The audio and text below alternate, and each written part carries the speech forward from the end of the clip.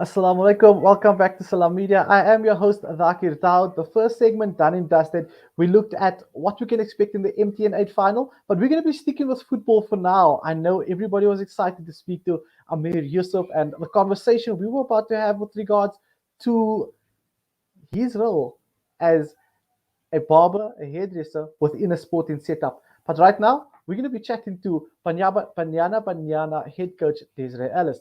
Banyana Banyana continue their winning on and off the field. Just last week, they renewed their sponsorship deal with Cecil, and Cecil renewed this deal up until 2025. The chemical and energy company has backed Banyana Banyana since 2009, and they will continue to stretch their sponsorship with the National League as well.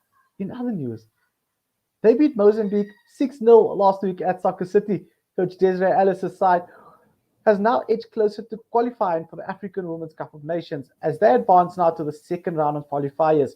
Should they win their two-legged second round tie, they will qualify for the African Women's Cup of Nations, which will take place in Morocco in 2022. But for now, let's just chat all things sport with the coach. I mean, it's an honor to have you on the show, Coach Desiree. Always willing, always keen, and always eager to chat all things women's football and your beloved Banyana Banyana team. Good evening, Tagir, and welcome to the viewers. Coachy, it's a pleasure having you. I mean, your team has performed spectacularly this year. For the first time, yes, we didn't get the COSAFA title, but I mean, we're still on our way now to going towards African Women's Cup of Nations with the second round of qualifiers.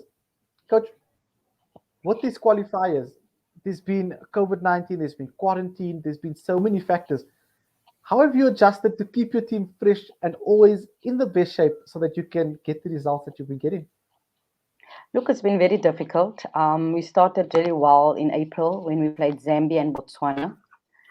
Then the first round was cancelled or actually postponed in June due to COVID. And then we had the Netherlands game where we prepared really well, but due to positive cases in the camp, we had to cancel it. That was a real downer for us because we had trained so well. And then we got the Aisha Bohari Cup, and we were able to get some of our players from abroad who we hadn't seen for 2 years. Rafil Vejani, Linda Motalo, and Lebogang Ramalepe hadn't played for the team for 2 years.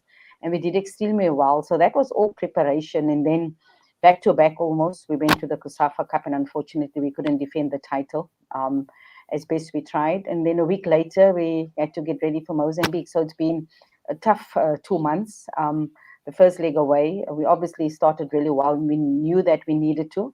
We played really well as well. And then we wanted to take pressure off ourselves coming back home. And we did that, and we first meant to play at Dobsonville. And then the president said that we now playing at FNB Stadium. And the team has played in World Cup stadiums before. We played Sweden and Netherlands in Cape Town. We had our send-off game to the World Cup against Jamaica. We had that at Moses Mabhida. And recently, the COSAFA Cup, we played in the Nelson Mandela Bay Stadium. But Soccer City is the home of football in the country. So, the main stadium. So it was really exciting for us to play there. We didn't play that well. But when I look back, it's been a tough 2 months. So we've qualified for the next round against Algeria, who had a fantastic result against Sudan 40-0 and couldn't play the second leg. But we just have to make sure that we're ready for that. Coach, you're looking at that, and I know that you always set high standards for your players, knowing that they can reach for the top and obviously play at an international standard. Yes, you're winning games, but are you happy with your team's progress and the standards that you've set? Because I know your standards are so high that Banyana can literally step onto the pitch with anybody in the world and will give them a run for their money, if not beat them. Look, we started really well, like I say, against Zambia and Botswana. Then we had a very long break. Then we were preparing for the Netherlands. We had an even longer break because of that. We then had a local camp preparing for the Aisha Bohari Cup and having two fantastic games, the way we want to play, exactly what we've been working on for the last couple of years, all came together in those two games. Maybe the expectations was too high coming back to COSAFA and almost immediately, playing at the COSAFA Cup. I think we had a 3 or 4 day break and going to the COSAFA Cup. And then a week later, the Mozambique game, which we played really well, the first one. But the second one, we didn't play that well, but we got the result nonetheless. And sometimes you have to just, take the result and move on, because it's been a tough 2 months. Indeed, coach, indeed. And I mean, looking at the tough 2 months, what is it like getting the likes of Refiwa Jane and your experienced international players? I mean, they're now playing in Italy for one of the biggest clubs in the world, and now coming back into the Banyana camp, playing with players that are playing in our local Hollywood Bets league. How was that energy for the youngsters in the camp? I mean, I'm sure for you as a coach, even though it's your players, you can learn so much from them as they mature over time. Look, as I said, we hadn't seen Refiwa, Linda, and Lebogang for 2 years. Tembi had come back and played against Botswana. Noko Maklo had come back and played against Zambia and Botswana as well. So we hadn't seen them. We hadn't seen Janine, also for 2 years, but Janine was available for the Netherlands game, of course. And then I've always said that, I've seen what Cameroon and Nigeria's players did when they came back from abroad, but I think our players surpassed that. We had 2 training sessions at the Bohari Cup when they arrived, and they come up and put a performance like that. And we always said we hope that our players playing abroad would come back and give us that, but I think they gave us more. So we're really excited. They've grown tremendously. You can see the experience oozing from those players and rubbing off on players in the camp, because they come in and they also raise the standards, and everybody else has got to raise the standards, and that's really been exciting for us. And we look at the Bahari Cup and we say we've got to be consistent. And yes, over the last 2 months, we have not been that consistent, but bearing in mind it was almost back to back. So that's the benchmark we've set where we want to be, and we've got to be consistent in that. Coachy, now time is obviously, let's say, not on our side, but at the same time, we don't know what is actually happening. Yes, COVID-19 is finally decreasing, the vaccination rates are going up. We see tomorrow the MTN8 final will be having some spectators there. So these are all factors. How much do you miss playing in front of fans? And what your team actually had the first experience of playing in front of fans.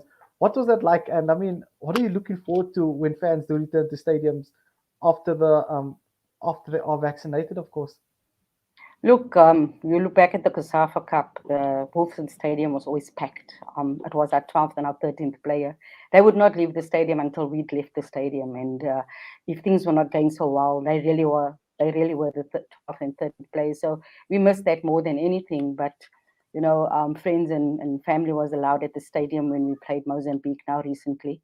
But it was still very quiet, But our president, Dr. Jordan, always reminds us that, fans look forward to us putting smiles on their faces. So we all try and go out and put up that performance so they can have smiles on their faces. Because we know during this time, a lot of people are struggling, not just mentally, but physically as well. And that is the most important thing for us. But we look forward to the day when the stadiums can be packed again, but we've got to make sure that everyone's safe, first of all. No, definitely, definitely. It's something we need to take care of. And I mean, I'm sure South Africa, I'm appealing to you, Coach Desiree Ellis is appealing to you as well to get vaccinated so that we can return to stadiums. I mean, I definitely can see myself rocking my Banyana jersey and being in that stadium. Coachy, from your side, let's look at things. The Sasol sponsorship, the deal has been increased for another few years. A box ticked.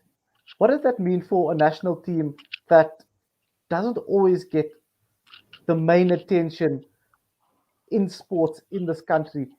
And many people will think that I'm choosing my words correctly here and I'm contradictory, but in all honesty, it's not. Coach Desiree has been there from the beginning. She knows the struggles of what it's like to get sponsorships on board, and for Sasol to back Banyana for such a long time and continue backing them. Coach, what is it like to put this deal together and keep them back in Banyana? Incredible, not just Banyana, but the SASA League, which is played in 9 provinces. There's over 144 teams. I think if I look back and I think If there was no sponsor, where would football be without Cecil? So they played a huge role. If you look at all the players playing abroad, if you look at all the players playing in the Hollywood Bet Super League, they all come from the Cecil League. If you look at players that went to the World Cup, all come from the Cecil League, you know. So those are the opportunities that the Cecil League has created. And there's only 14 teams in the Hollywood Bet Super League, and you can only have so many players in each of those 14 teams. So the others, or the rest of the best, has got to play somewhere, and they play in the Cecil League. And the Cecil League still adds a lot of value to our national team. Recently, we had a couple of players that was in our squad from the Cecil League as well, and there's a lot of quality players out there. When I went on my provincial visits just before June, around about May, June, there's a lot of good young talent that I saw. So the Cecil League still adds a lot of value. And clubs that are playing in the Hollywood Bet Super League, you know, if they're looking for players or to increase their squads, surely the Cecil League is the way to go as well. And then there's two places up for grabs at this end of the year national champs for two Cecil League teams to be promoted to the the Hollywood Bet Super League, which will then make it 16 teams, and then it's up for promotion and relegation. So the opportunities are all out there, and Cecil are creating not only these opportunities, but a lot of dreams as well. Talk about creating dreams. When the season started, the women's league did not have a sponsor. A few games in, the matches were broadcasted, and quite an interest was built into it, and a hype was built around this. And then a title sponsor like Hollywood Bets came along and just increased the hype around the tournament and what's happening. Coach, having a tournament of this magnitude, looking at the quality of players that are coming through, I'm going to put your head on a block here. Do you think that the boxes are ticked in terms of development because now you have quantity and quality coming through the Sasser League, the Hollywood Bet Super League, and filtering into the Banyana Banyana team, which makes your life a bit easier because now you've got players that are well coached and are playing competitive football week in and week out. Look, you still have a lot of non-competitive games in the Hollywood Bet Super League as well as the Cecil League. You know, the top five, top six are very tough games. But then, you know, when you look at the teams that's to the bottom or middle down to bottom, you know, as less competitive, and you want it to be more competitive. And I think teams are, if you look at Durban ladies last year, they struggled last year, and now they're starting to raise their hand. If you look at Richmond, you know, Richmond was almost right at the bottom last year, and they've done really well this year. The leading scorer, Ntabi Singh Magia, is from Richmond, you know, so they've done really well. Other teams have also improved. They know that at the end of this year, the following year's relegation. So now is the time for them to get the house in order. I think some of the teams that struggled last year are now more mid-table than at the bottom of the log. So yes, there's a lot of competitive games, but there's also a lot of non-competitive games, and that is a challenge that we have to work on going forward, so that the whole league becomes competitive. You know, that's another stage. But I will say that schools football needs to come into play as well. That's also part of development. But when you look at varsity football, I think varsity football, has bridged that gap that's a little bit missing from, say, from club football as well, because you have a university national team as well. You have the varsity cup, you have the university club champs as well, and that's all the universities that take participate. So you have a wider group to select from, but we only seeing those games that are on TV. Can you imagine if games are regularly and more matches on TV, how much more we can see? Because we might be missing out on a gym here and there because there's only that one game a weekend. So if there can be more exposure or more games on TV. I know when the league was in recess during the off season, they had a game Saturday and Sunday, which was really fantastic, and and hopefully that will happen in the near future. So Hollywood Bets came on board. We've always said that Cecil can't do it alone. We need more corporates to come on board, and yes, we still need more corporates to come on board. To maybe sponsor lower leagues, because the development starts there. Not at the Cecil League and the National League, but a little bit lower down. And if we can improve, there's always room for improvement in development. A lot has been done, but more can be done. No, definitely. And many people think that sponsorship is for a national team or for a league, such as the lower leagues and the Super League as well is out of this world. But I mean, if we look at sponsorship for the listeners and the viewers at home, it comes out down to something as simple as transport money, something as simple as strapping for a player, medical supplies. So, I mean, if you can offer a helping hand and you that are at home, whether, I mean, you're corporate and it's 5 million, 50 million, or it's just someone at home that has a local pharmacy and you want to sponsor your women's team with their medical supplies and their strapping or whatever, every every cent makes a difference. Coach Desiree, I mean, you know how it goes. Every cent makes a difference. No, that's true. You know, a lot of clubs don't have the resources. They don't even have a doctor. They don't even have a medical team.